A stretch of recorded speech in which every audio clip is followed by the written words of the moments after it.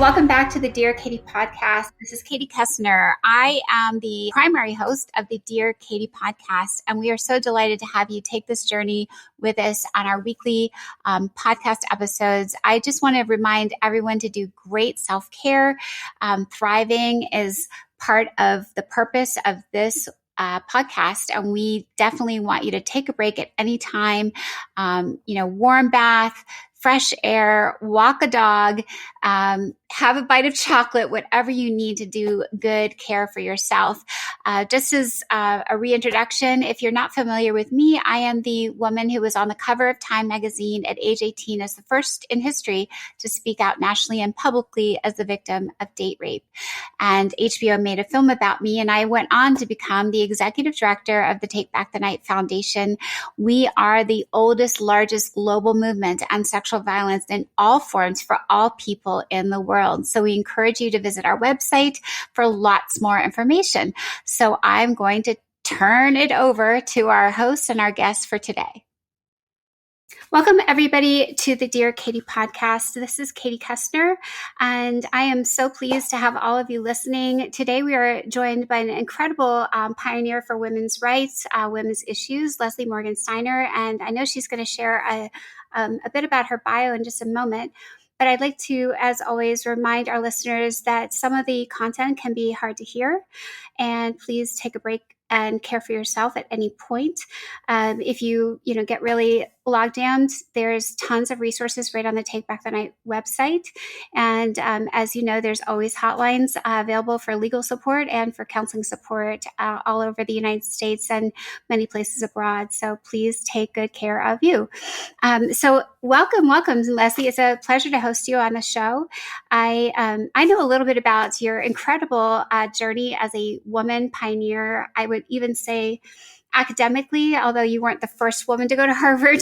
I'm sure there was quite a dearth at both Harvard and Wharton when you were there. But luckily, things are getting better. And then you've written so much about women's issues in a wide array of spaces. So let's talk about where you grew up, how you chose your life path, and what inspired you so far. Okay, that sounds great. Well, hi, everybody. It's a pleasure to be here. I grew up in Washington, D.C. in the 70s. My mom was a teacher and my father was a lawyer. And my subject since the time I was a little girl has been women. I found my mother and her choices to be fascinating. She too had gone to Harvard. In fact, my grandmother went to Harvard as well. Wow. They called it Radcliffe at the time. Right. So I come from a long line of really well-educated, empowered women who nonetheless faced very difficult choices in their lives, especially when it came to relying on men and balancing work and family. And I've always been a writer. My first article was published when I was a senior at Harvard College, and it was called Starving for Perfection. And it was a long article about my descent into anorexia and my recovery from it. And so from the very beginning, I wrote about extremely personal things. And that article led to a job at 17 and a career in women's magazines. I put myself through Wharton Business School, writing for women's magazines. And at the time, I had fallen in love with and was married to a very wonderful but very traumatized man who had been abused as a child. And he was physically abusing me while I was at Wharton, holding loaded guns to my head. Really, it was a very, very dangerous and difficult situation. And I was able to leave him. And sure enough, I wrote about that too. That was my book, Crazy Love, which was a New York Times bestseller. And it again, was just a very open and honest story of what it's like to fall in love with and be married to an extremely troubled, dangerous man and then to leave him. And all of my books really have focused on the same sort of subject of the experience of being a woman in America at this time. And I find it to be very rich material. And I find the challenges that women face personally and professionally to be incredibly vexatious and fascinating. One of the first things I was thinking about is you writing about anorexia in, I guess what was that, the 80s? Yes, it was published in 1986. Yeah, 86. So did you find at that point in American publication world that topics pertinent and really important to women were welcomed outside of I think that was a women's magazine that picked it up. Was that even nouveau at the time, or where were we kind of culturally in comfort level about talking about these issues? So the mid 80s were a very different time. Feminism had really taken hold. Abortion had been legal for over a dozen years.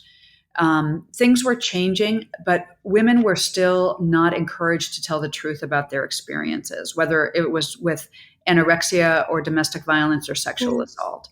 And at that time, if you were raped in college, which I fortunately was not, but many people were, and I had a couple of very close calls, you didn't tell anybody that you'd been raped because you would be considered damaged goods.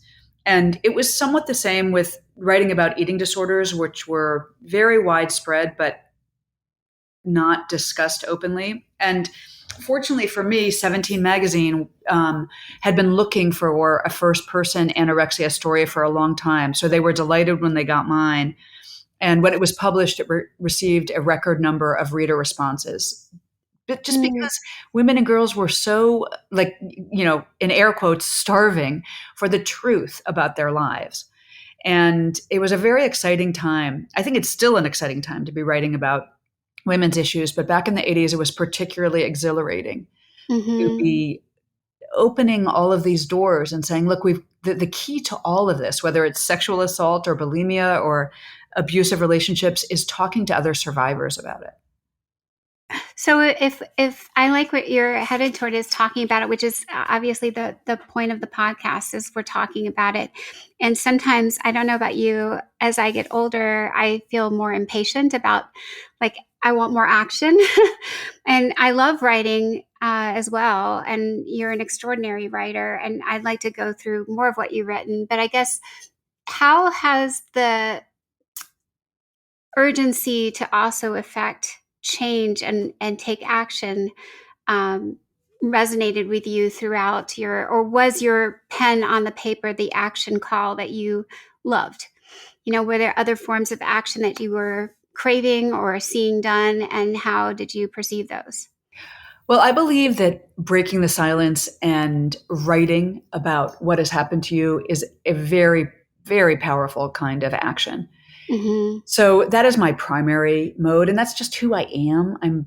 I'm just at my core a writer, but I'm not a private person, fortunately. So I'm really comfortable talking about all of the issues I faced as a woman, and I've done 2 TED Talks, one about crazy love, about falling in love with and then leaving an abusive man, and then another one about infertility and surrogacy, very central to women's experiences.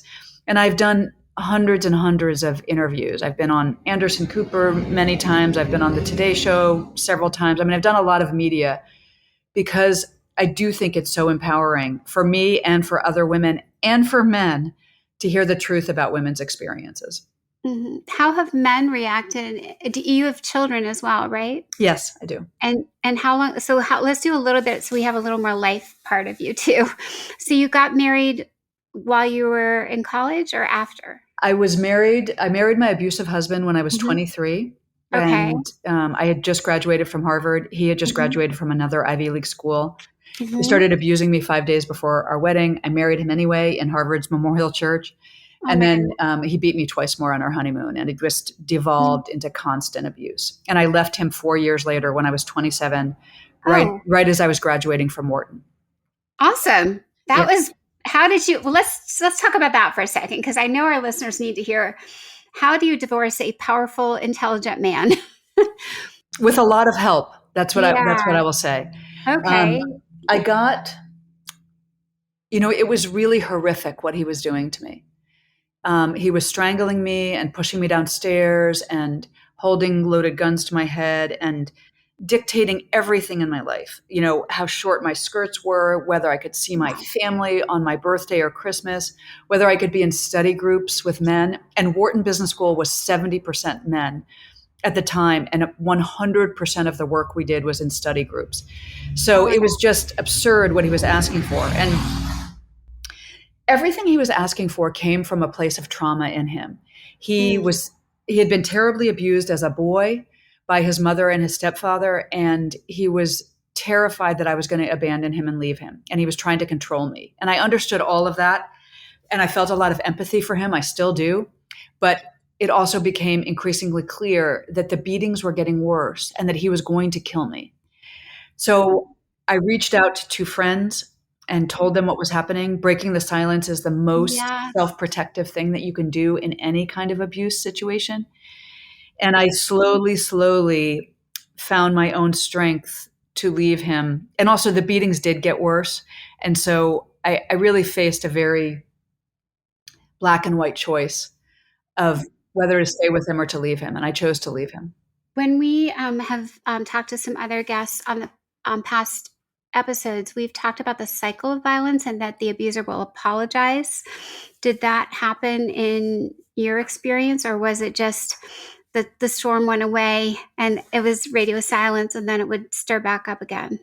Well, denial is a huge part of the abuse experience for both the perpetrator and the victim. I was in a lot of denial about what he was doing. I didn't consider it abuse. I didn't Mhm. consider myself a battered wife. I thought I was a strong, smart, independent woman who was in love with a very troubled man who I was determined to help. But he Okay. was also in a tremendous amount of denial. He could not psychologically admit that he was doing to me what his stepfather had done to him. He just couldn't. He Wow. knew that that was the worst thing you could do to another human being, so he couldn't admit it. So he never apologized. Wow. Wow. That's That amazing. wasn't part of our story. Um, Mm-hmm. and he beat me very randomly and unpredictably. There was no avoiding it. There were Mm-hmm. times where I did something that to set him off, such as he would come home from a long day and there wouldn't be milk in the refrigerator, and Mm-hmm. it would trigger his trauma of being starved as a child, and so he would beat me. But it wasn't like he asked me to get milk and I didn't get it. Like he hadn't even asked me. He just Wow. he substituted me for every woman who had ever hurt him. And the more I tried to love him and to help him, the more it triggered him because it made him feel so scared and vulnerable. It's Mm-hmm. really hard to help an abuser. And I eventually understood that I was the last person on earth who could help him. And as much as I loved him and wanted to help him, You read my mind a minute when you said that, Leslie. It's really hard to help an abuser. So I was going to think about, did where people ask me about my rapist. Do you know where he is? Did you ever go to prison? Did you ever file charges? People ask me that a lot. If you care to share, whatever became of him? so I want to back up for just 1 second Yeah. because I think this is really an important point. I just got back from the Conference on Crimes Against Women, which is an annual conference in Dallas, Texas. And there Okay. are 5 topics that we cover there. And it's people like me, writers and advocates, but also judges and forensic nurses and detectives, police officers, everybody who is fighting to end violence against women. And the 5 topics that we cover are domestic violence, sexual assault, trafficking, stalking, and femicide, murder of women. And Mm-hmm. it's all really the same thing, Katie, because it's all Mm-hmm. predicated on the societal premise that men are superior to women and that men have the right to hurt us rather than to deal with their own pain directly. Mm-hmm. And that women should be ashamed of being victims and that we shouldn't fight back and that we shouldn't report our crimes. All 5 of those crimes are the most underreported, underprosecuted crimes in the United States, but also around the world. So there's a lot of similarity between what you went through as a Mm-hmm. sexual assault survivor and what I went through as a domestic violence Right. survivor. That's Most what I'm victims, thinking. just like us, most victims Yeah. know their abusers. I was married to my abuser, but Mm-hmm. that most people know exactly who hurt them, who trafficked them, who is trying to kill them, who's stalking them. Mm-hmm. And it's a societal misconception that these are strangers, that these are bad men. They're not. They're the boys sitting next to us in English class. They are the people who we voluntarily get into a relationship with. They're our fathers, um, our colleagues. It's violence against women is has completely infiltrated every corner of our society, and it's all kind of the same thing. So what ended up happening to my abuser, Yeah. I was so fortunate in so many ways, just by luck. I'm a very sympathetic victim, and I say that in air quotes because every victim we should feel sympathy and empathy for. But I'm white, I'm really well educated, and I knew what he was doing was wrong. And the police who came the night of our final beating, they really liked me. They didn't blame me, and they helped me. They helped me Wow. so much. And everybody who I turned to helped me. And I wasn't able to file charges against my abuser because he was my husband, and I could not conceive of prosecuting him. The police should have, and today they probably would, but this was a while ago, and so they didn't. I wish they had, because it would have been better for me, and honestly, it would have been better for him too, because he didn't realize that this was a crime, what he was doing. He was just acting out of his own trauma.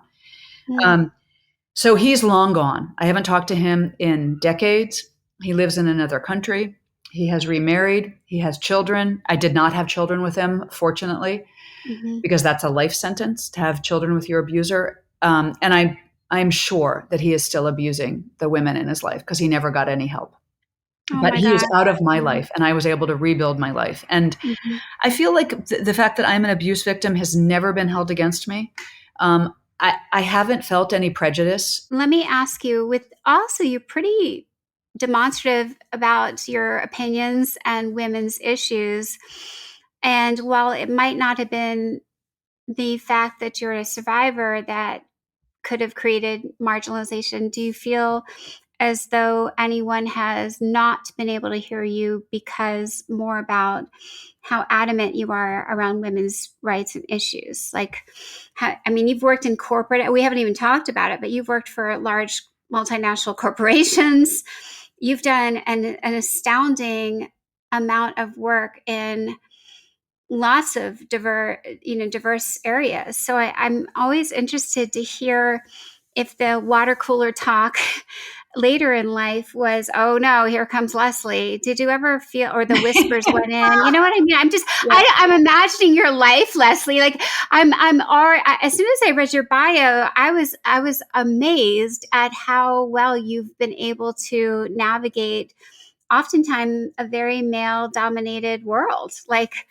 And yet you're so outspoken. So I want to know the fairy dust. Okay. So what's the Leslie fairy dust? I think most of it is that I had a kick-ass mother. I had a mother who she didn't just believe that boys and girls were equal. She believed that girls were just a little more equal than boys. Oh, nice. And did you have any brothers? I have a brother and two sisters. And my mother was really amazing. She was not perfect. She was an alcoholic, and she had her own share of childhood trauma that we, paid the price for, as she did too. But my mother was a very, very strong woman, and that helped me a lot. And also, both of my parents, my father grew up dirt poor in Texas, and he really valued education. Both of my parents valued education, so I got a great education, having gone to Harvard and Wharton. So I think it's really, I am a very powerful woman, and I have been really for my whole life. Now, that doesn't mean that I wasn't an abuse victim. It doesn't mean that I was not a sexual assault victim. It doesn't mean that I haven't faced a lot of prejudice, because I have. But I've been able to stand up against it. And also, because of my mom, I've never been ashamed. I never thought it was my fault. I've always seen it as men's idiocy and their trauma and society's blindness. And I would say occasionally the worst thing that I get is somebody feeling a little sorry for me that I was a victim. And that just makes me laugh. And I hate it. And Katie, the truth is probably that there have been people who've said, oh no, here comes that audacious Leslie Morgan Steiner. I don't care. I don't care about them, and I don't see it or hear it. So it doesn't affect me at all. Wow.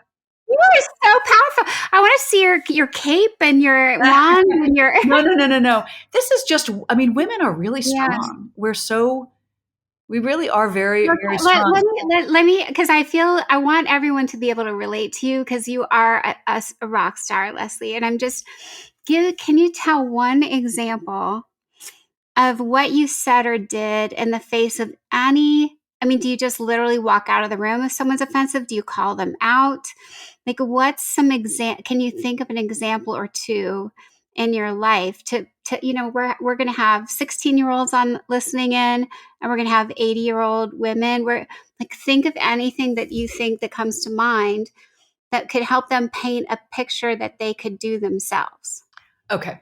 I think Yeah. everybody finds their own answer to this. And my answer Okay. may not work for other people, but it's what works for me. Okay.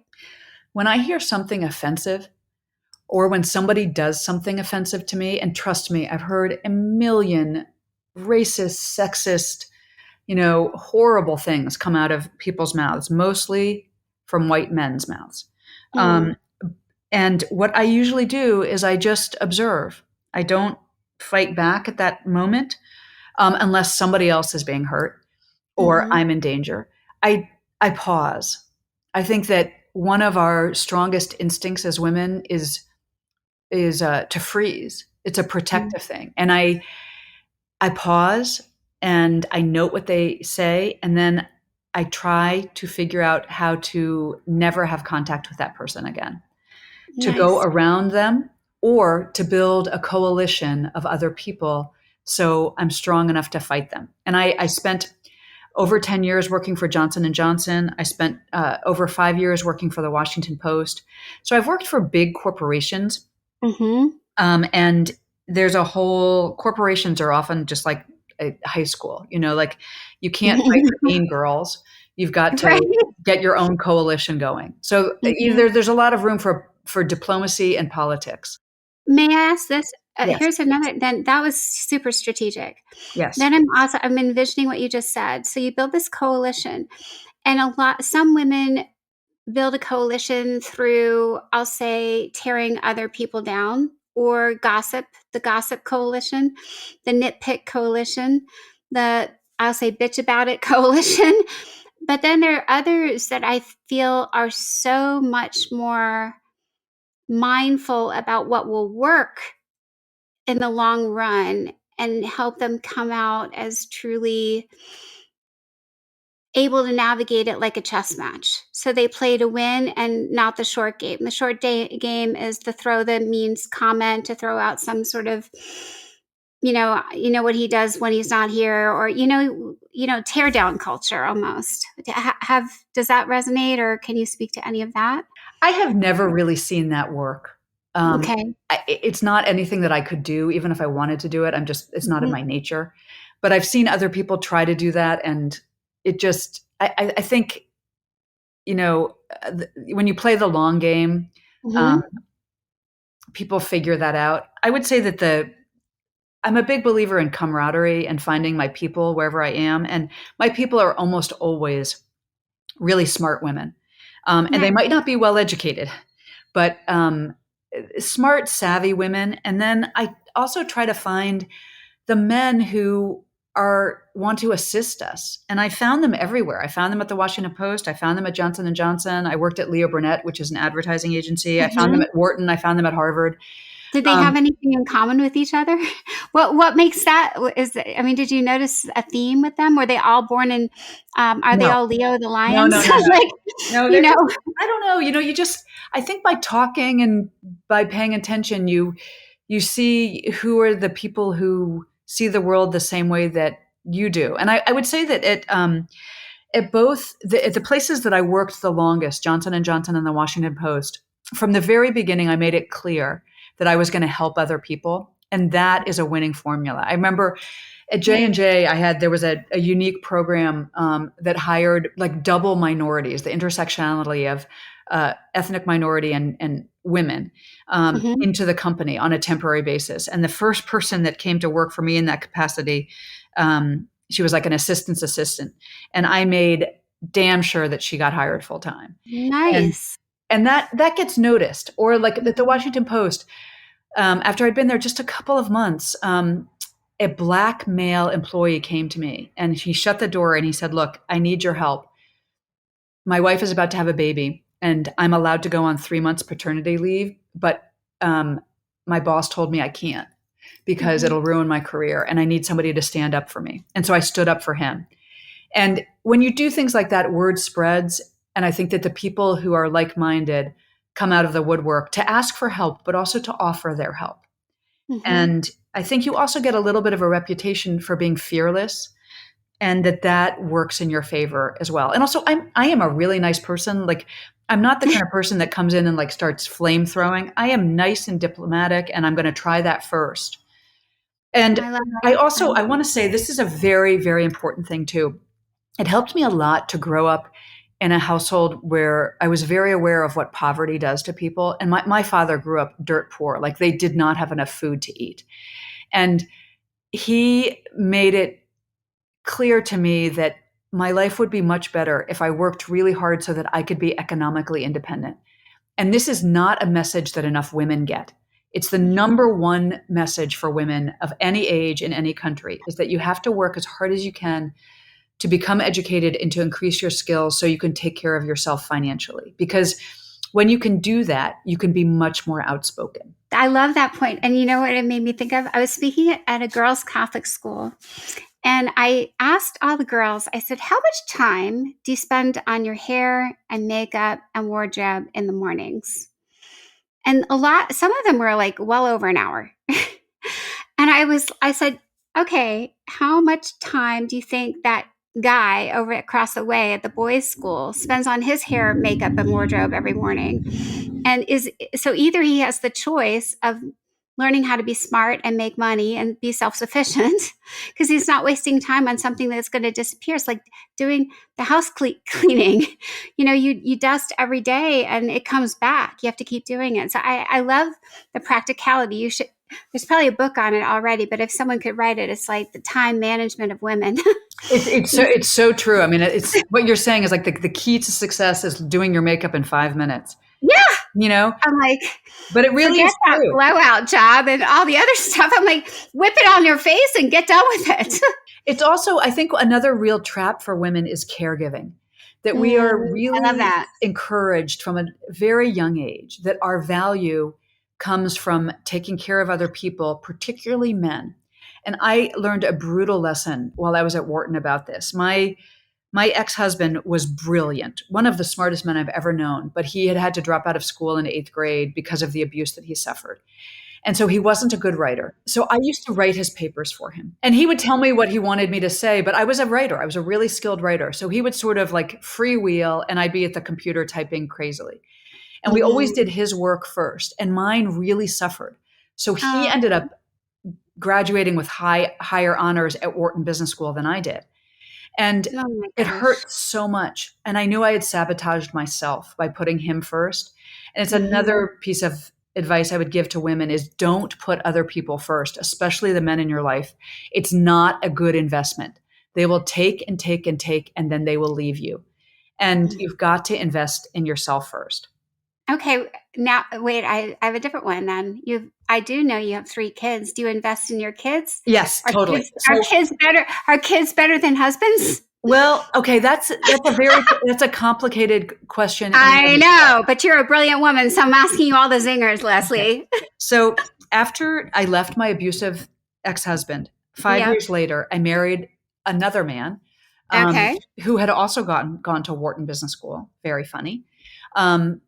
And he was a really stable guy, and I was married to him for 20 years, and we had 3 kids together. Okay, And so that that was marriage ended much more peacefully. 32 to 52? Yeah, exactly. Okay. And I had 3 kids, and I felt like I'd been waiting my whole life to have children. I couldn't wait to have kids and to give it everything that I got. So I was working full time at the Washington Post and Johnson & Johnson when my kids were little, but I still managed to be an incredibly involved mom. I dropped my kids off at the morning and I picked them up in the afternoons, and I had all these. I was strategic and I was a really good negotiator about it. And what was your husband doing? He could not possibly be bothered to pick up the children at all. He couldn't. Do you mean bothered, or No. do you literally mean he could have, but he couldn't be bothered? He said, "Oh no, I can't do that. The guys at work will give me too hard a time." And then every once in a while, he would have to pick up the kids because I'd be on a business trip, Mm-hmm. and he'd pick them up like an hour late from daycare. Oh my gosh! It was appalling. Oh He no! he just did not get it. So my philosophy about motherhood is Yes. that it's so much fun. It's one of the greatest gifts we ever give ourselves is to choose to become a mom and to choose when you become a mom. I'm a big proponent of birth control and abortion and controlling your reproductive freedom, because if I didn't have access to birth control, I would have had 20 kids at this point, starting at, whenever I became sexually active in my teenage years. So birth control is great, but all three of my kids, I had them when I wanted to, and I loved being a mom. And I believe that the most important thing that you can do as a mother, in addition to keeping your kids alive, which is hard because kids don't know how to stay alive, but the other thing is to Oh, wait. Do you mean like kids like when they're 5, or kids like when they're 15? I think Like I think that was an interesting statement. yeah, until my kids were, well, no, I would say until they graduated from high school. Okay. It was Like at the they couldn't beginning, say, it like, was don't let them drown in a pool, don't let right. them run into traffic, don't let them Don't drink let them poison, don't let Yeah, them don't fall let down them the stick things stairs. up their nose, don't let them put things in their ears. Right. But then later it was like having very frank talks with them about Don't um, get pregnant. sexual assault, birth control, not committing Yeah. sexual assault, not drinking and driving, not using drugs, all that stuff. Yeah. And Yeah. I talk to my kids very frankly about all But of I this I stuff. would say, Leslie, though, if you said until high school, then is not frontal lobe not done until like 23, Yeah, but 25? they So you're wouldn't listen to me anymore after that. okay, My kids gotcha. are really independent. They're like, okay, we Okay. got this. We're off. And then you You got to let them go. You got to let them make some Okay. mistakes and let them go. But I All right. also think it's really important to infuse your children with self esteem, because it is a priceless thing to have self esteem, and it is the hardest and most expensive quality to backfill as an adult. And so I did a lot to infuse my kids with self esteem.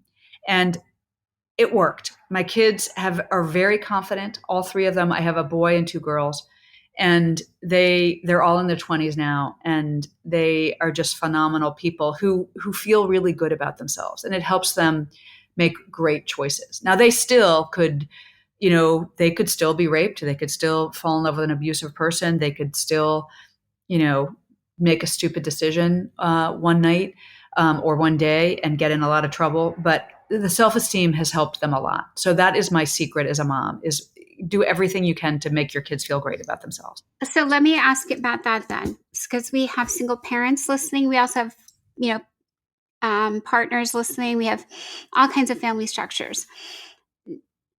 When you say that was a great gift and you invested in your kids for the self-esteem, do you feel like you did that together with your partner, or do you think you did that on your own accord? How important is it to be on the same page as the father, in your opinion? So, I mean, you don't have any control over that. So I would say Right. that it's not important.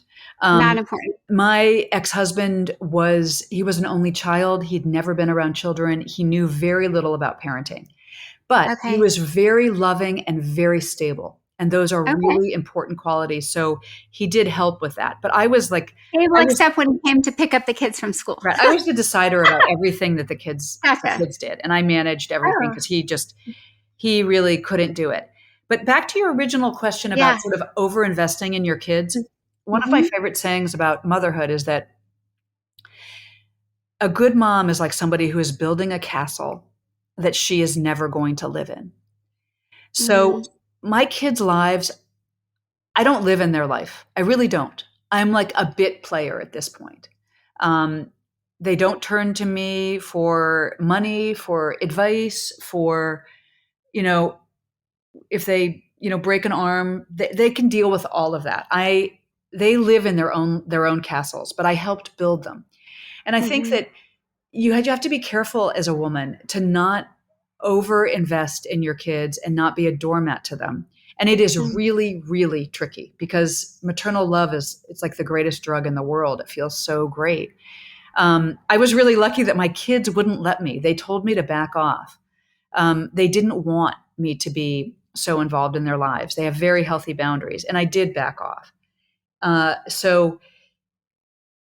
it forced me to continue working and to continue having a love life and doing everything else that I need to do to have my own life. I don't live through my children. In some ways, I wish I could, but they won't let me. Oh, Leslie, I don't think you need to. You have a great, amazing life, and we're only till like when you were 52, so we still have a little ways to Yeah, go. that's true. That's true. Yeah, I mean, so let's talk about a little bit more of the next part of your life, because I feel like we're following your books a little bit as we chat through all of the things you have to offer. So we didn't talk much about the infertility and that The book. surrogacy. Yeah, the surrogacy book, and that has clearly become a huge topic in the last year, unfortunately. We have all kinds of political interference now in half the states in the country. Right. So, yeah, let's just dwell on that for a moment. What would you offer from, you must have done extensive research as well, I imagine. I did so much research because Mhm. infertility and surrogacy are so complicated. Right. There are medical issues, biological issues, religious issues, moral issues, financial issues. Every state has different laws about surrogacy and infertility. So I did a lot of research. And also, I was not infertile myself, and I never worked as a surrogate, although I would be thrilled to be a surrogate because I loved being pregnant so much.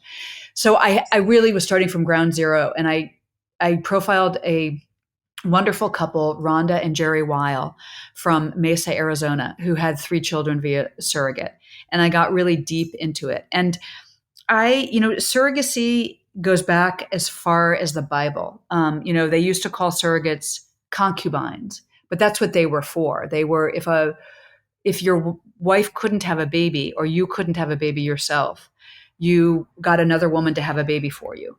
And surrogacy is just the modern version of that. And I happen to believe that it is an incredibly wonderful solution for both surrogates and infertile couples, and for gay couples who can't biologically have a child on their own. And I Mm. think it's a real shame that we don't have universal laws that are fair, that protect surrogates and intended parents and the children that they create together. I think we really need that, and our country is a bit of a mess right now. Yeah, I feel like we're about to get even more tripped up because science is outpacing our ability to make any sort of headway in the legal and equity department. I Right, mean, it's really true. It's it's really true. science is going to kill. I mean, if we were already slow at making decisions in terms of law and policies, it's going to be hyperspeed from now on. And I don't know. That's a whole nother podcast, but Right. yeah. So I'm really grateful for the book. I mean, all 4 of your books are spectacular, and you are such a fine researcher and writer. And I'm so glad you studied English, although you probably studied it whether you wanted to or not. It was just born into you. You loved writing. I can tell. I It's true. loved because, when we started, you said I asked you about acting, and I was imagining you with this pen in your hand is almost like your own weapon. That is really true. And the funny thing is that even before I could read, so when I was a Mhm, really tiny girl, like 3 years old, mhm. my parents would find me creating books. I would take lined paper and staple it together into a Oh, book I love form, it. and I would scribble scrabble all over it. And they would be like, "Oh, you wrote a book! Isn't that great?" I was so driven to write even before I could read. I really love it, and I'm honored. I'm so thrilled and lucky that my childhood dream came true. That I have Yes. been given a voice in this way. And thank you for saying those kind things about my writing. I love No, writing and I love reading. and I think what you do is you're not you say it with such power, and there are some, one liners, in a movie, it's the words you want to read over and over that empower you. And I feel like you make sure, there's a whole dozen roses in each book, Well, at least. thank you. Thank you for It's like saying that. a dozen roses of beatitude for sure, if not more and more. It just depends on your palate, right? If you like the red roses, the peach roses, the white roses, you go figure out which ones you like. There's something in there for, I think, a lot of our readers to find in your writing, Leslie. So that's the way I think of it. Well, thank you for that. And the thing that I love about writing is that it's all about connection. I really Mhm. want to connect through writing with my readers. And I don't want any woman to ever feel alone, whether she is a teenage girl struggling with anorexia or a sexual assault or domestic violence victim, or like me, an older woman who decides to start dating again, in her 50s. I want women to know that there are lots of other women out there like us. And I find that Mhm. writing is a really amazingly powerful, but also very private way to connect with other people. So it's very satisfying to me.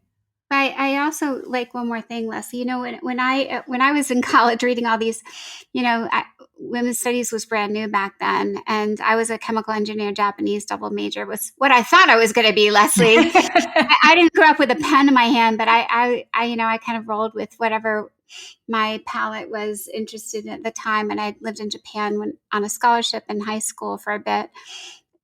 So this whole world of public policy and women's studies was just hewn from one night of my life, right? Mhm. But I think what's magical is like some of the books are so tied into events and history that I fear that some impatient modern day readers will not have the patience for her story that they might have needed. But I feel like you have a nice blend of what you said, connecting with a reader in a very breathable way with your writing. So I hope those of you who are listening who only read feminist literary theory and some of the heavyweights out there in that genre will try Leslie Morgan Steiner on for size as well.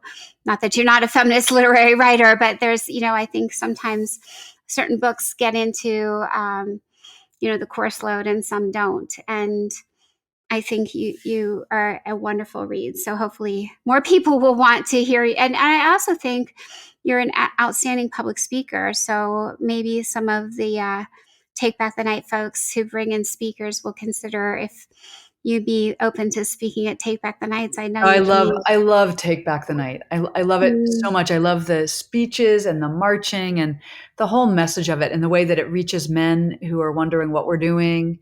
I You're like, really what are love those that. women doing? Yeah. I once got.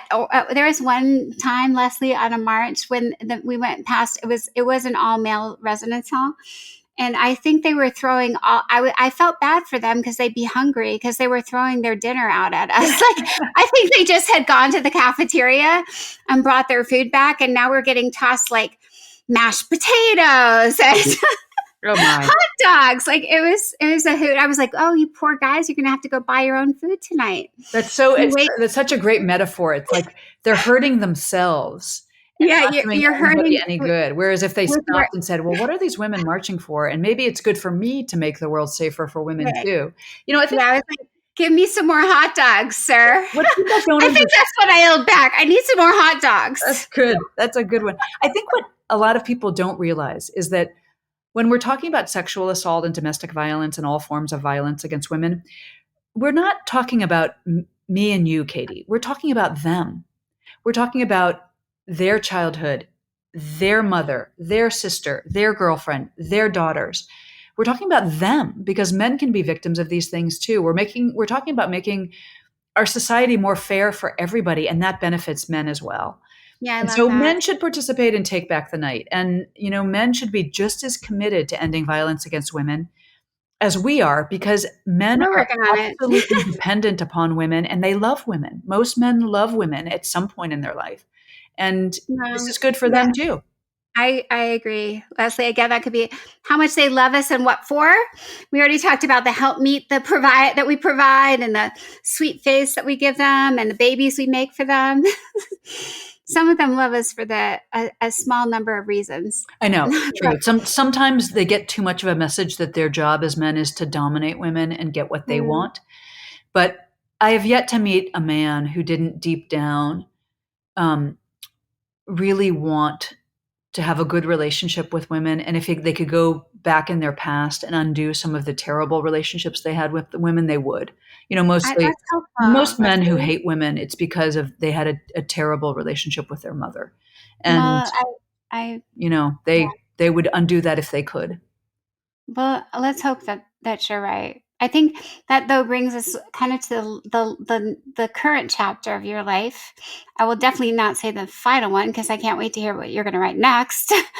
But let's talk about this new book about loving yourself after 50 and sexuality and so the 52-year-old when you were then he was your same age, that guy, So, about uh, well, when you got divorced, the second yeah. second husband. So the book is called The Naked Truth, and Yeah. it starts right when I was getting divorced from my second husband, who was my age, the Okay. second Wharton person who I married, and our marriage had just died. It wasn't because of him or me or any huge Oh, trauma. It ended, it died.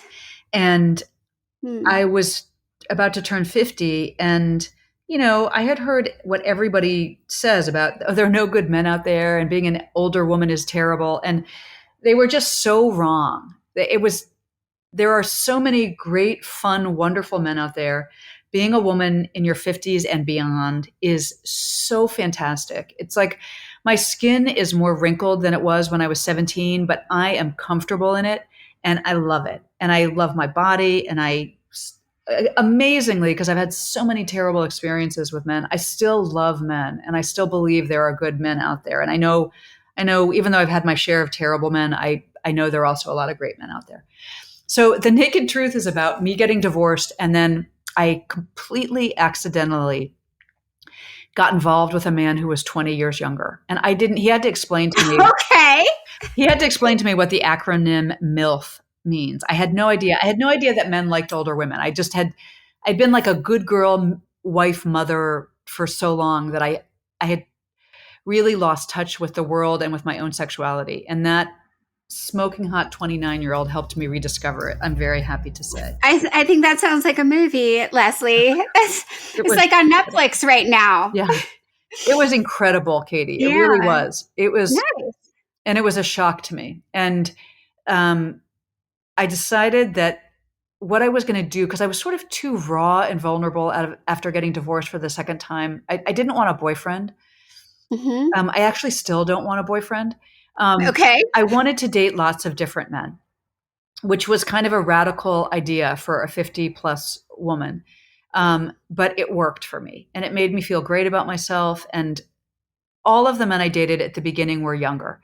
And that made me feel really great about myself as well. And Yeah. it was hilarious because I was a feminist who had spent my entire life ridiculing 50-year-old male divorcees who dated Right. younger women. And then I found myself doing the exact same thing, flipping the Okay. table. I have a really big question then. I once wrote a small piece called "Date the Rainbow," Yes. and I did that before I got married. I was like, I'm done with men, but let me try on the whole rainbow. Right. So I did it at a different point in my life, which I love that you're doing it now. But then I was thinking the same kind of concept. I was curious about because I've been speaking at high schools and colleges, and a lot of the young men I speak to are as young as like 14 or 21 and 32. And I think it's so fascinating to think about what this other generation of men, what's the 40-year-old man like? What's the 30-year-old man? You know what I mean? I think I'm curious if you found that interesting, or is there no rhythm or cadence to any of it? And each person is their own. Or are you I seeing think any my sample themes? size is too small to really make any Mhm. sweeping Oh, okay. generalizations. But I see. Well, then you better get on with this, Leslie, and double down. what I would say is that I speak to a lot of high schools and colleges, and Right. the men who come to hear me there Mm-hmm. they're like sponges. They are really interested in understanding women and understanding healthy versus unhealthy relationships and understanding domestic violence. I think it's important to make it clear to men that I'm not blaming them or antagonizing them. I'm not holding them responsible for other men's poor choices and evil actions. But Mm-hmm. I speak to fraternities, I speak to athletes, I speak to Marines, I speak to all boys prep schools, and I find them to be very open and curious, and they want to talk to women about what the experience, what about everything about what being female, and they don't have enough women who want to talk to them, or they're too awkward. So I show up and I sort of force them to talk about it, and they're often mandated to come hear me talk, which is the Oh, greatest wow. thing ever. It's so great. It's Mm-hmm. my favorite audience is men who've been forced to come hear me because they're so shocked that they are enjoying themselves and they want to stay all night and ask a million questions. So I have hope for men, okay? Um, Okay. but we've got to break the silence. And also, we women have got to stop being men's therapists. So many Hmm. men turn to their wives and girlfriends thinking that, okay, they finally have somebody to talk to and it's our job to be their therapist, and it's not. They can go get their own therapist. Men have a lot of work to do in terms of talking about their feelings, taking responsibility for violence against women, opening up, and that's all on men. It's not on us. Um, but we can play a role when we find men who are willing to be open and who are curious.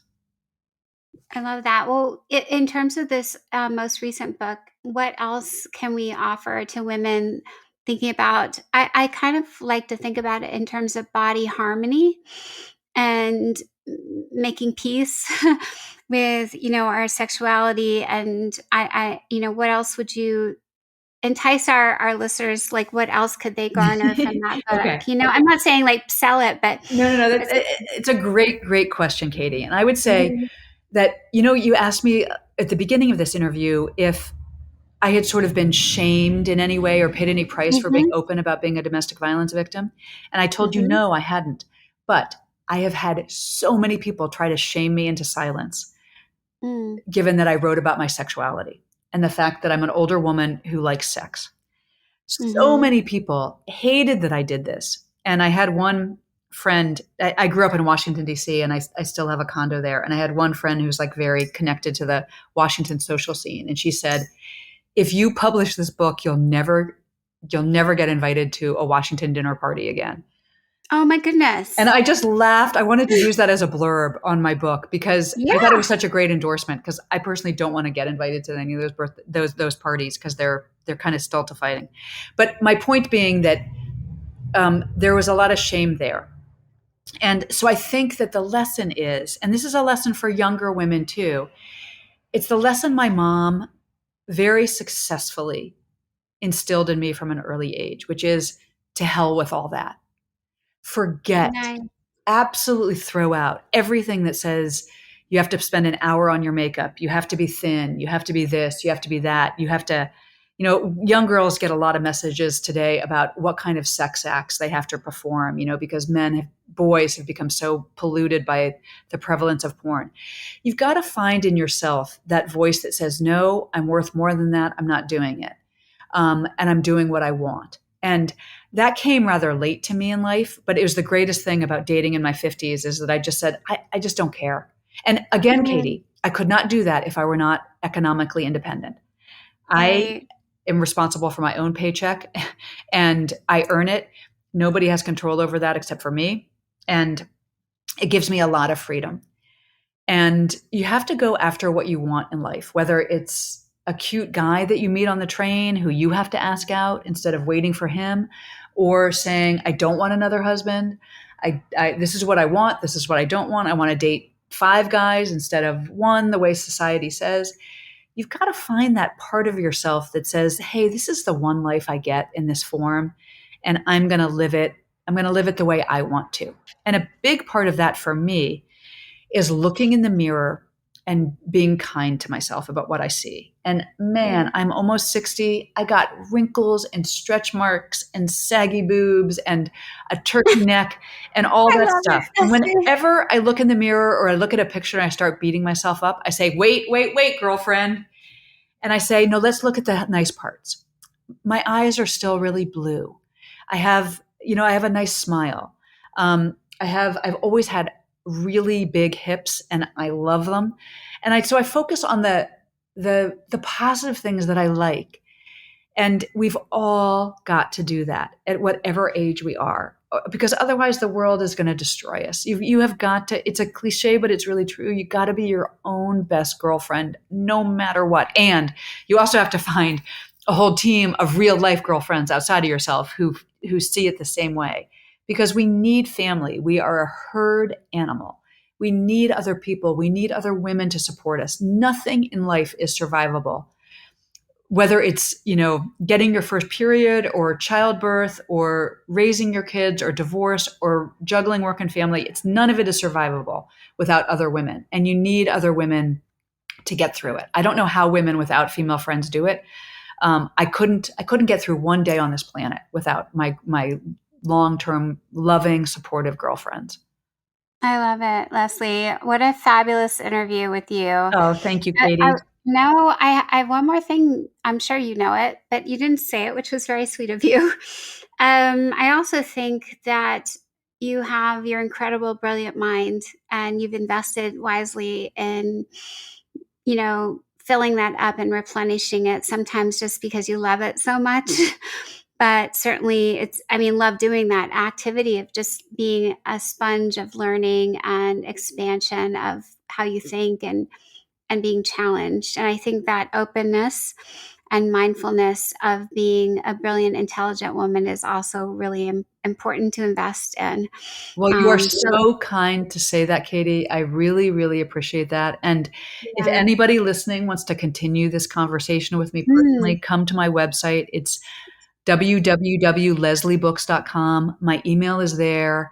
I'm on all sorts of social media under the same tag @LeslieBooks. And I love to have conversations with people who've read my work or seen my TED Talks or seen me on an interview. I find women endlessly fascinating, and I find men interesting too. So they should reach out as well. You're very open-minded, and I think this is such a helpful, brilliant, and empowering conversation with you. So I'm grateful for every moment, and I want to remind all of our listeners, please do seek out Leslie's website. Take a moment to read some of her books. And if all goes well, we'll be having her on the Take Back the Night website when and where you can find her in person and come and listen to her live at a campus or in a community near you. So thank you, Leslie, for joining us. And last note for our listeners, again, please remember we are an entirely volunteer-run podcast. We are always grateful for any financial support, and your support helps us produce, but it also supports the Take Back the Night Foundation. We are creating a shop, so please check out Katie Collections. Full of empowering. We just are launching. Leslie, you might find this interesting.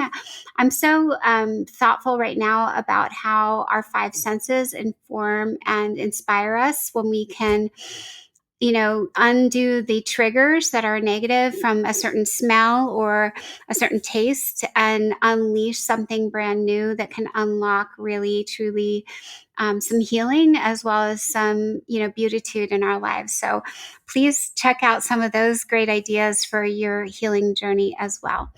And our sexual assault legal hotline is 100% free. Please call 567-SHATTER if you or someone you know needs legal support around any facet of sexual violence and domestic violence. Everyone take care. Tune into another episode. We drop one a week. So everyone, till next time.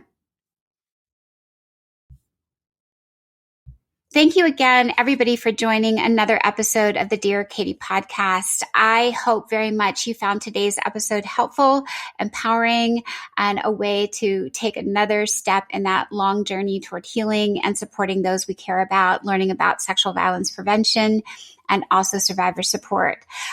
For those of you who don't know, again, the Take Back the Night website has tons of great resources, books, self-care options, cool merch. If you're feeling like you need a wearable, we have great t-shirts. Of course, we would love it if you follow along on our free newsletter with news and events going on around the country and even around the globe. And finally, don't forget to like us and follow us on Facebook and Instagram. You'll find our entire community popping up here and there, and recaps of our podcast episodes as well. So together we shatter the silence, and together we end the violence. Take care.